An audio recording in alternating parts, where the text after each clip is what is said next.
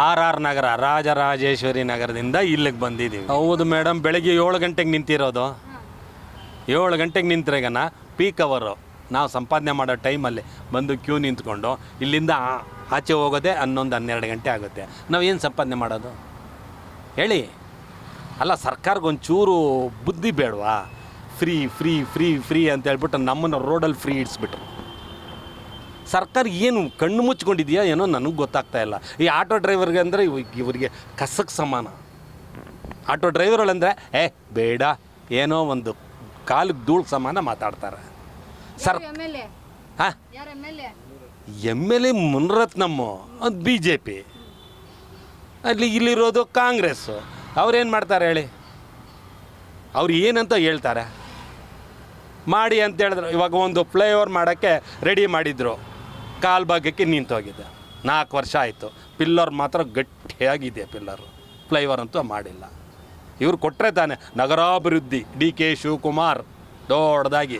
ಇದನ್ನು ಅವ್ರ ಕಣ್ಣು ಕಾಣಿಸಲ್ವಾ? ಕಣ್ಣಿಗೆ ಏನಾದರೂ ಖಾರದ ಪುಡಿ ಹಾಕ್ಕೊಂಡವ್ರ? ಏನಾದರೂ ನನ್ನ ಬಾಯಲ್ಲಿ ಬರುತ್ತೆ? ಇನ್ನು ಒಂದು ಕೆಟ್ಟ ಸರ್ಕಾರ ನಾನೆಲ್ಲೂ ನೋಡಿಲ್ಲ. ನನ್ನ ವಯಸ್ಸು 60 ವಯಸ್ಸಲ್ಲಿ ಇಂಥ ಕಿತ್ತೋಗಿರೋ ಬೇವರ್ಸಿ ಸರ್ಕಾರ ನಾನೆಲ್ಲೂ ನೋಡಿಲ್ಲ, ನೋಡೋದು ಇಲ್ಲ. ಒಂದು ಪಕ್ಷ BJPನೇ ಓಕೆ ಆಗಿತ್ತು ನಮಗೆ. ಅಷ್ಟು ಅಲ್ಲ, ಆಟೋ ಡ್ರೈವರ್ ಕಷ್ಟಗಳು ಹೌದು ವಾರ ಆಗ್ತಾಯಿದೆ, ಇಲ್ಲ ಅಂತಲ್ಲ, ನಾನು ಹೇಳ್ತಾ ಇದ್ದೀನಿ ವಾರ ಆಗ್ತಾಯಿದೆ. ಅದಕ್ಕೇನಾದರೂ ಒಂದು ಪರಿಹಾರ.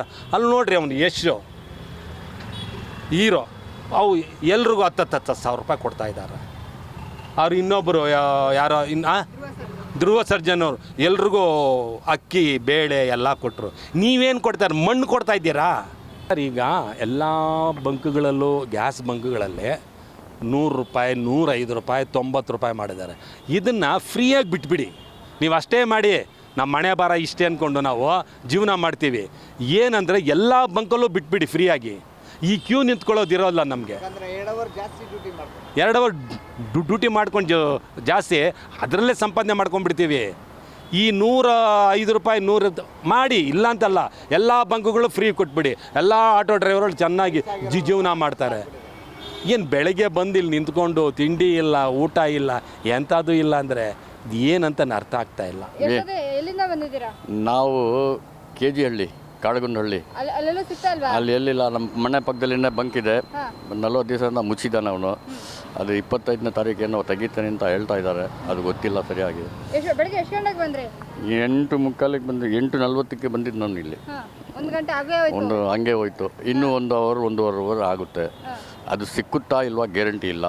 ನಾನು ನೋ ಸ್ಟಾಕ್ ಬೋರ್ಡ್ ಹಾಕಿಬಿಟ್ರೆ ಹೋಗ್ತಾ ಇರಬೇಕು ಗಾಡಿ ತೊಗೊಂಡು ಮತ್ತೆ ಬೇರೆ ಕಡೆ.